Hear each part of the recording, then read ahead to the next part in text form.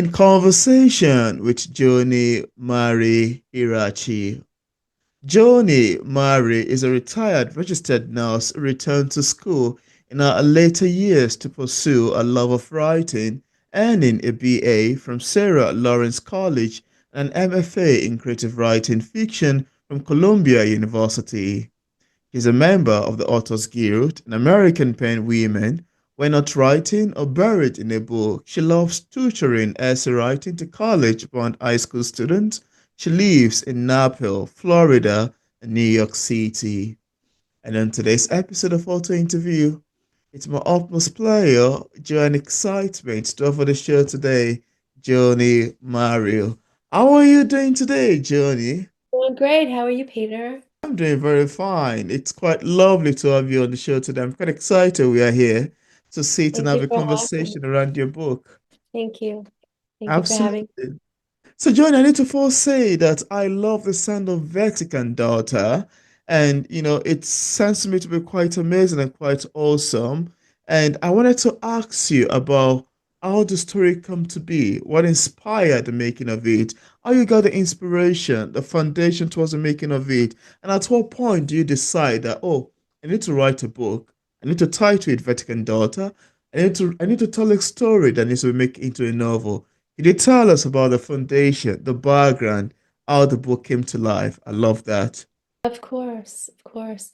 Well, years of experiencing, let me say, hypocrisy on the part of the clergy.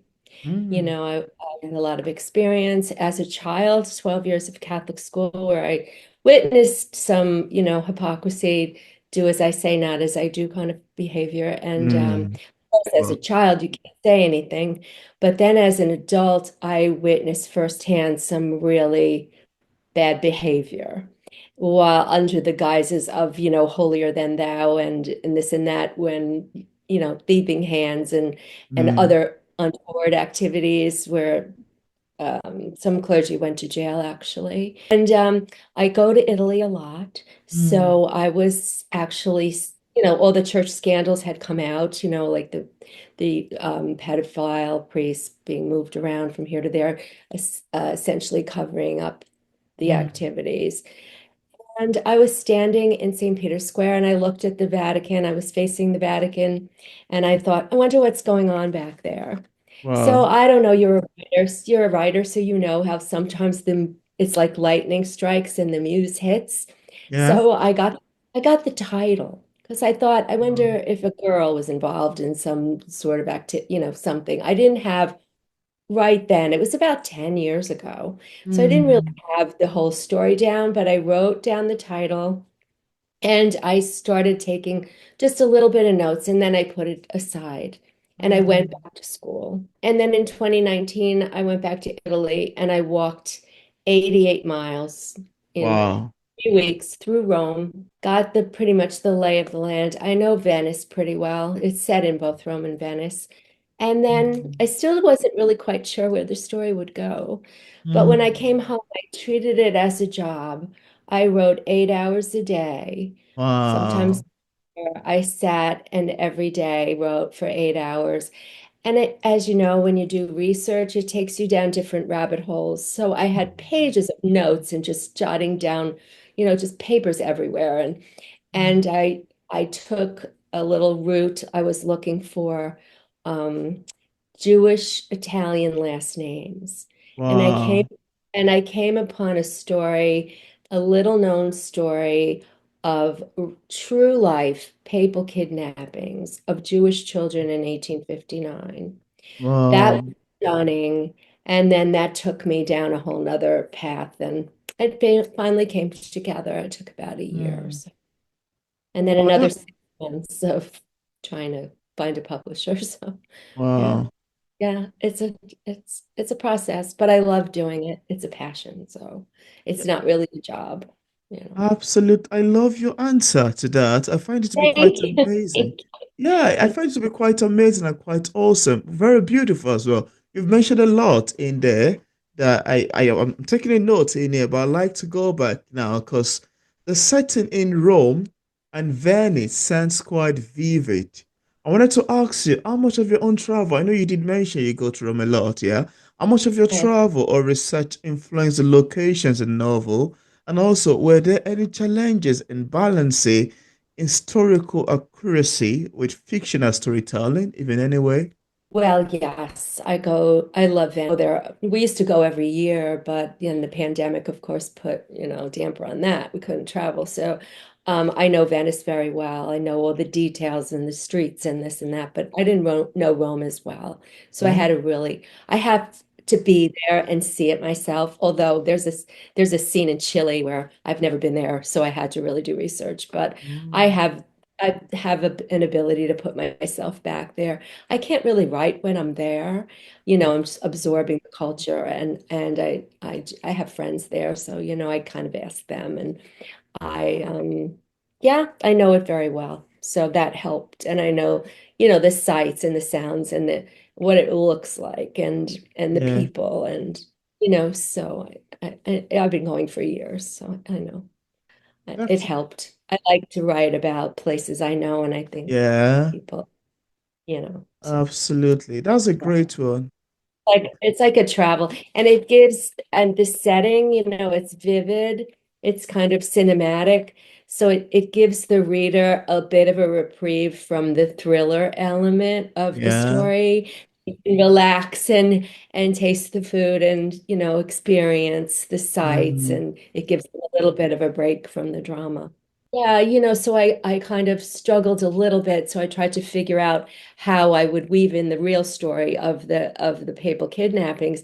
So what yeah. I did was contacted an author who won a Pulitzer for writing one of the stories of a kidnapped child, Oh, and he was great. He's David Kurtzer. He's a professor at Brown, oh, and he told me, about it a little bit. And then, so what I did was I had the character have his book, and she oh, tells the other character the story. So, wow. a way you have to think about it, but there's always a way to weave it. Yeah, yeah. Th- So, That's a lovely one. I like you to show the book again to the camera. of Vatican course, Daughter. of course.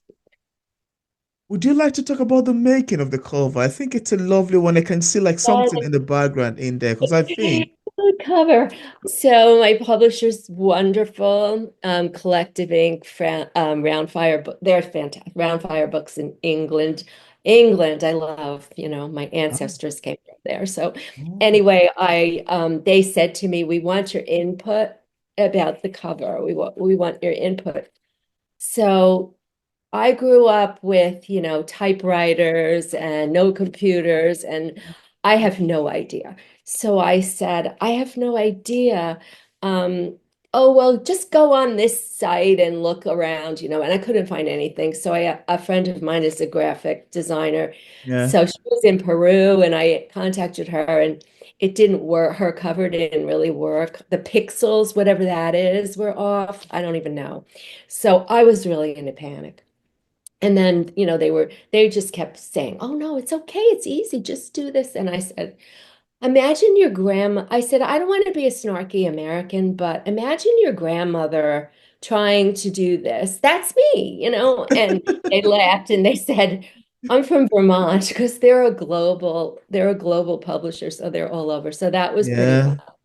And then my daughter actually is an illustrator and she kind of came up with this. So then, they don't always take your input. And then I was very surprised when I Hmm, got when I got the book because it's perfect. It's just perfect. It doesn't tell, a lot of the covers were kind of romance novel looking, like they yeah. had girls looking out windows and things like that. And I didn't like putting a person on the cover because Hmm, this was perfect. They did a beautiful job. hmm. So, yeah. Oh, wow, that's an amazing one. I love your take on that, really. Yeah, and I'd like you to tell us about, so I know we've mentioned a bit about this, yeah? But I also like you to tell us, because I always think whenever we have a story, I know every book has a story behind it. More reason why I've asked you about the making of the cover is I feel like every cover as well has a story behind it. It has a mean, it has something that, Sure. brought it Yeah. out, that inspired the making of that. Now, I'd like you to tell us about, without revealing too much away, actually, if you can tell us about some of the overarching themes and subject lines that readers can expect picking up Vatican Daughter, that'll be fine. Well, it's of course about abuse of power. Mm.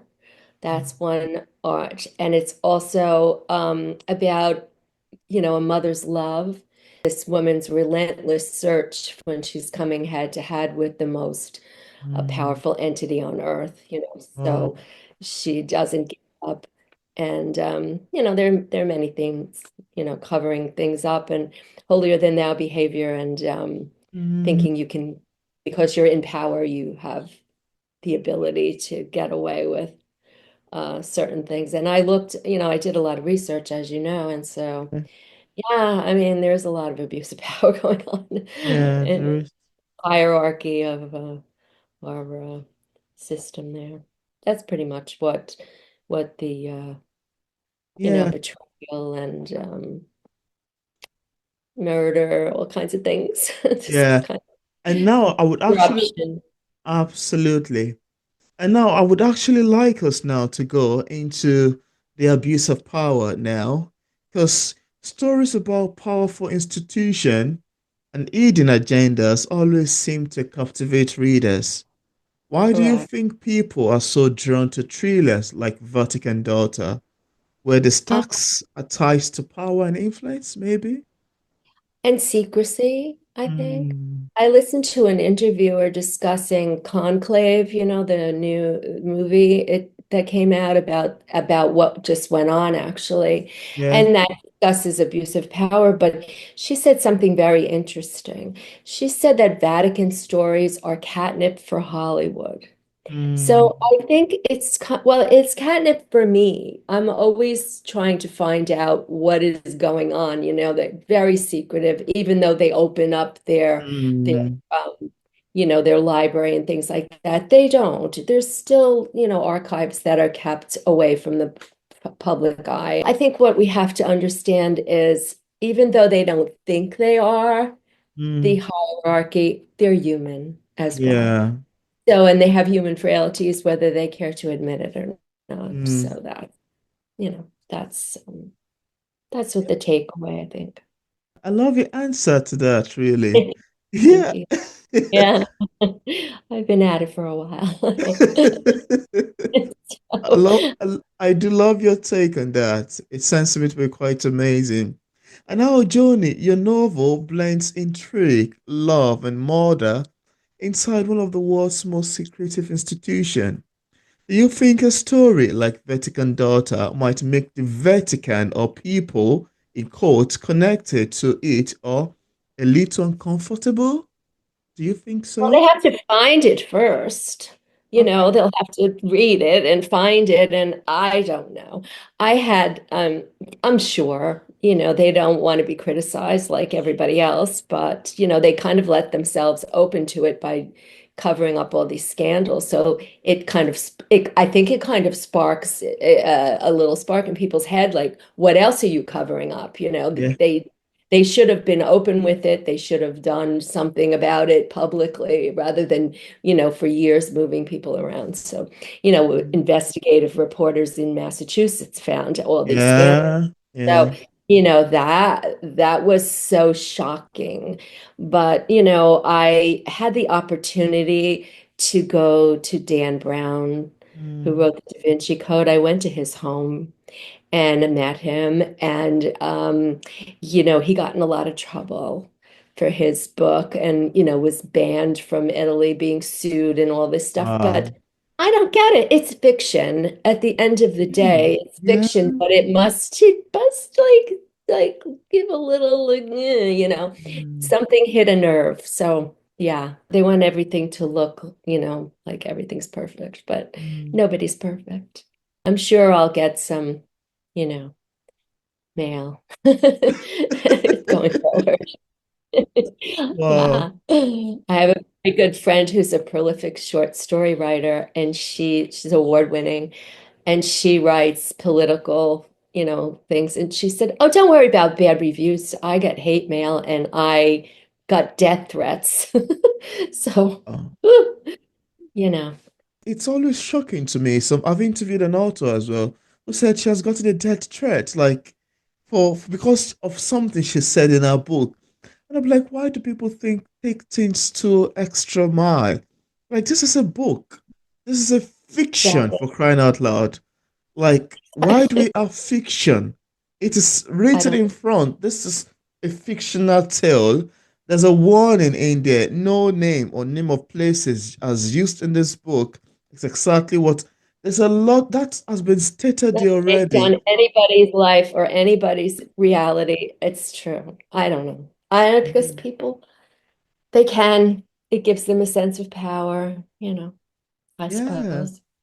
I don't know. It's Wow. not who I am, who you are. We would never do Right. that. I can imagine like taking first of all, they have too much time on their hands. I don't have time.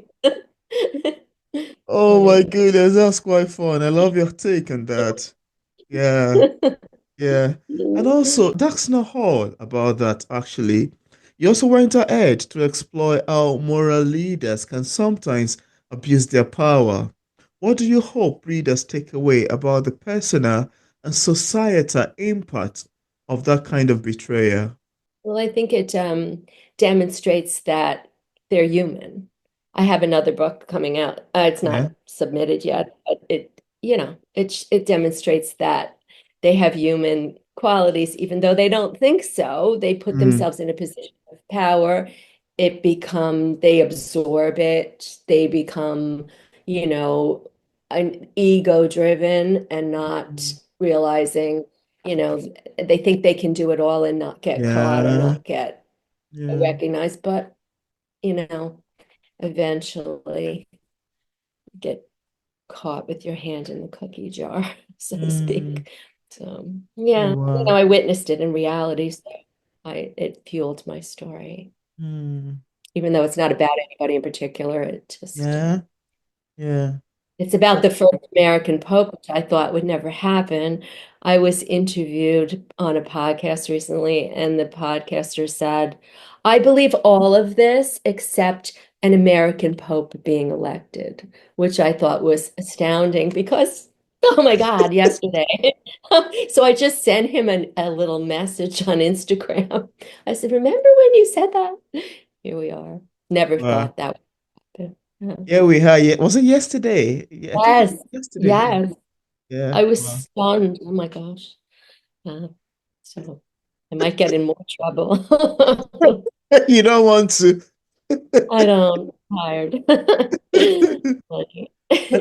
I love your sound. I love the sound of your book. Yeah.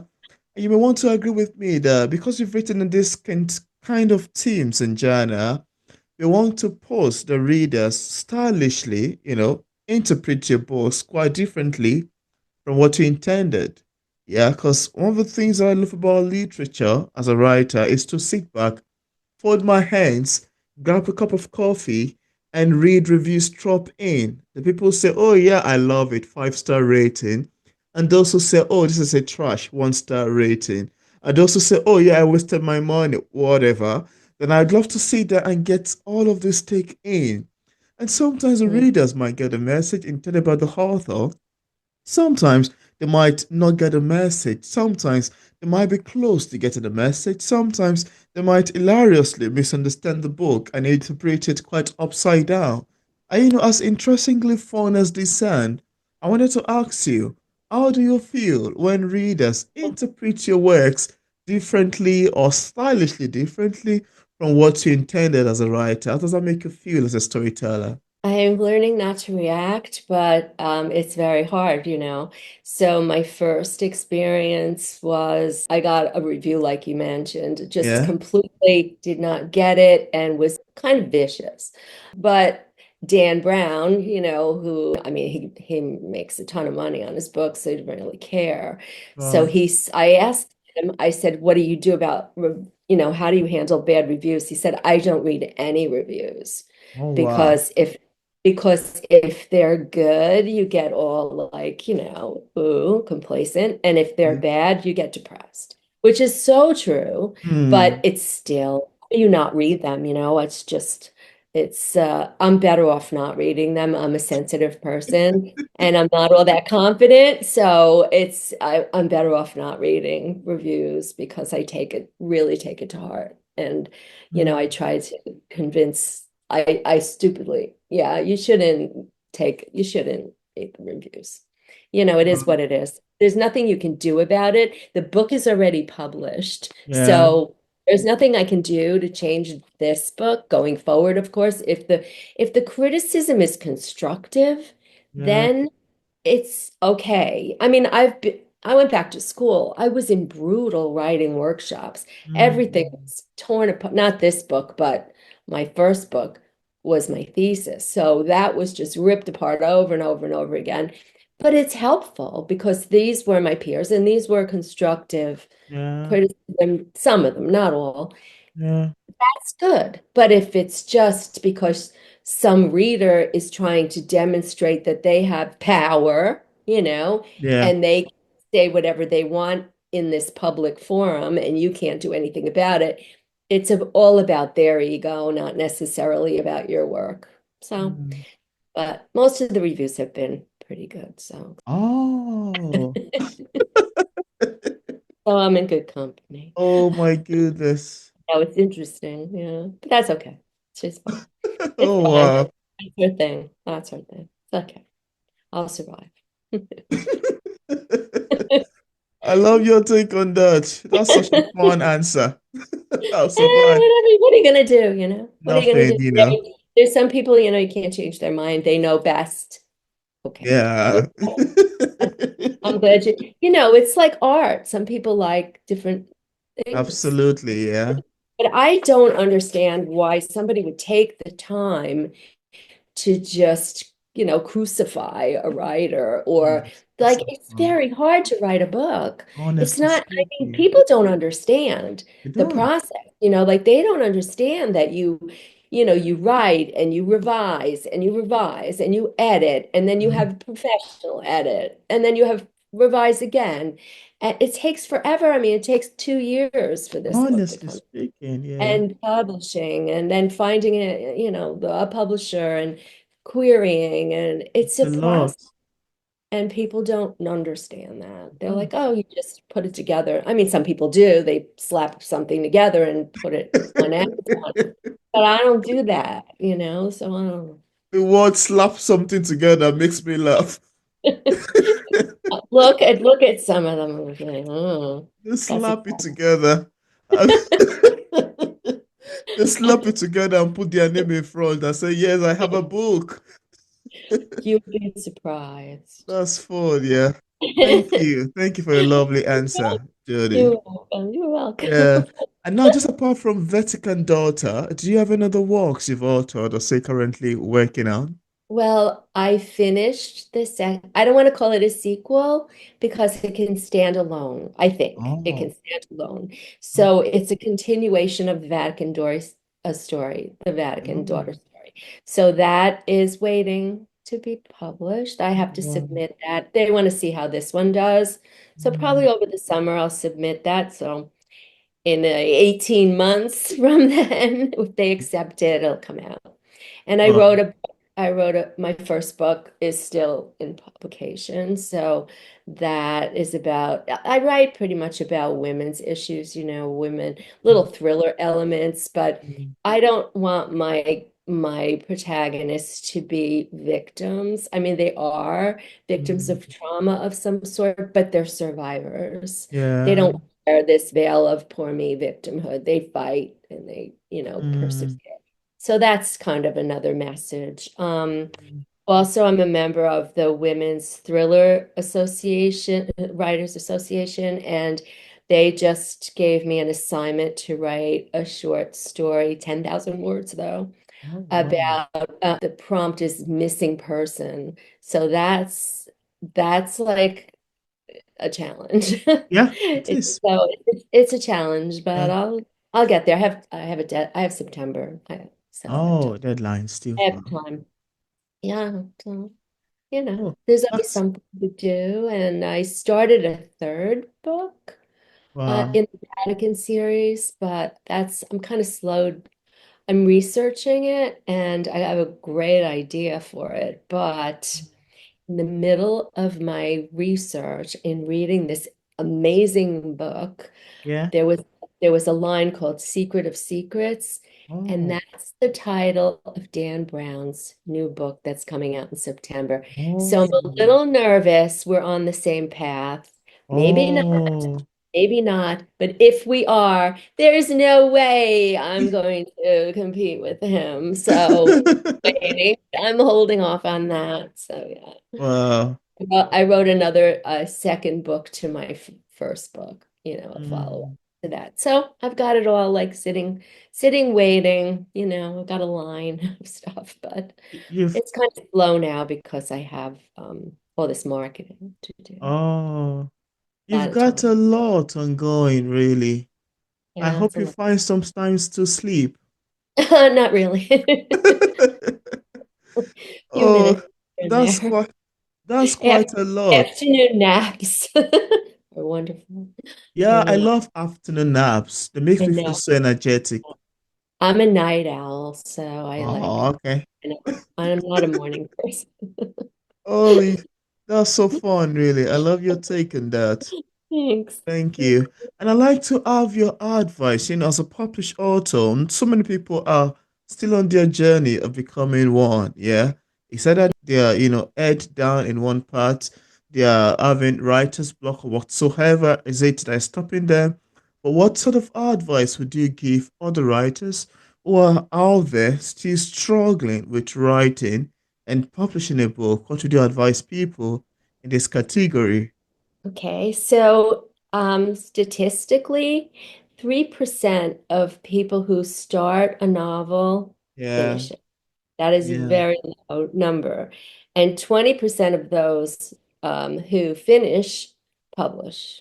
So, you know, if you give up, you will never publish. And I mean, I don't know if people have regrets, but I would always wonder what would happen. Why didn't I do it? Yeah. When you get older, you start thinking about these things. And I would say, well, I'm the breathing example of it's never too late. I mean, I Yeah. got a master's when I was 66. Mm. So Oh, when I wow. was in school with kids like you, so Yeah.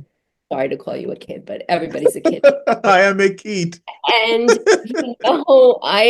it was great. They helped me with technology and I Mm. helped them with life things, that they'd wrote about that were outlandish and I fed them too, which was always good. Yeah. Starving college students. But I would say write short stories or essays and put it in some literary journal. There's always some journal that will publish Yeah. something.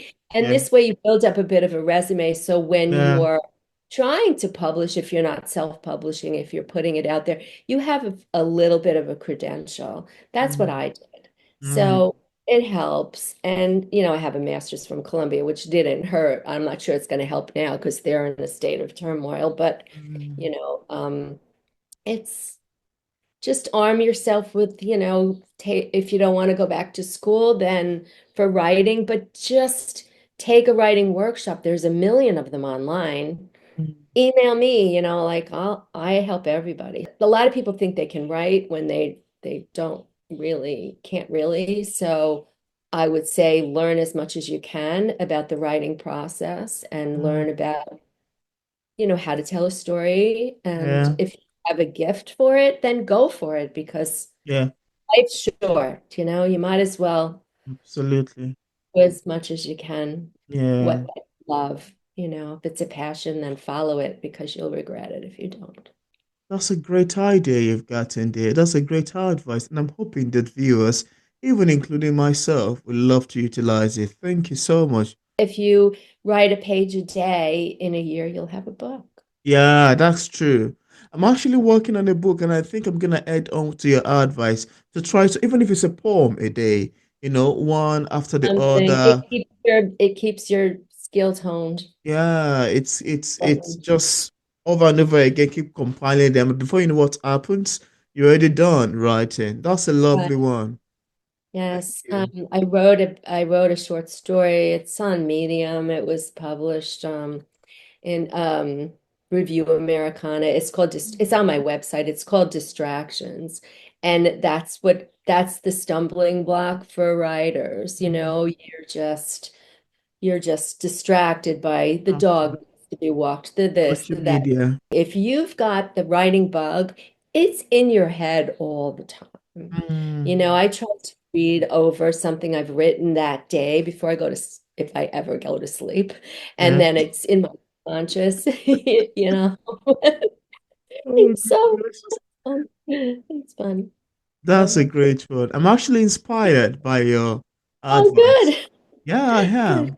I have a work Good. that needs to be commissioned to be produced before September, and I need to Mhm. start. We're in May, June, July, August. I've got 3 months. Though I've I started know. already, I've got 3 months, or I let's say 4 months. Within these 4 months, I'm gonna submit for edit. I'm gonna, get to cover the science, so many things. So I think I need to sure. hurry up with it, really. And a poem a day. So for somebody like me writing the poetry Mhm. category, a poem a day works so Be well. ready. It'll Yeah, be ready. I have absolutely. confidence in you. Yeah, thank you. Let's do it. We'll get it done. We'll get it done. You're Yeah, very honest yourself, so yeah, thank you. And just in yeah. case we have some viewers who are currently watching this interview, I would love to get a copy of Vatican Daughter.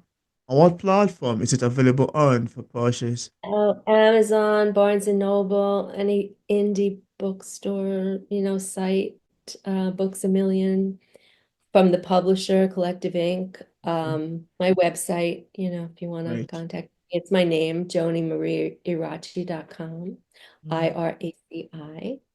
I'd be happy to hear from readers. mm, My email's on there. So yeah. That's great. And I thank left you. a link in the description part of this interview where interested viewers can get a copy of Joni Marie book directly on Amazon, and Barnes& and Nobles, and our website, and also on other platforms. I also left a link to our social media pages for possible followings. So thank you so much, Joni, for Thank you, Peter. Thank you so much. I'm going to follow you and see that you yeah. got that book done in September. I'm sure you will. Okay. Thanks so much. It's Thank amazing we you. can do this. Thank you so much for coming Isn't to it talk about wonderful? Vatican Daughter. Wonderful. Thank you so much. Have a wonderful day. And you too. Yeah. Thank you.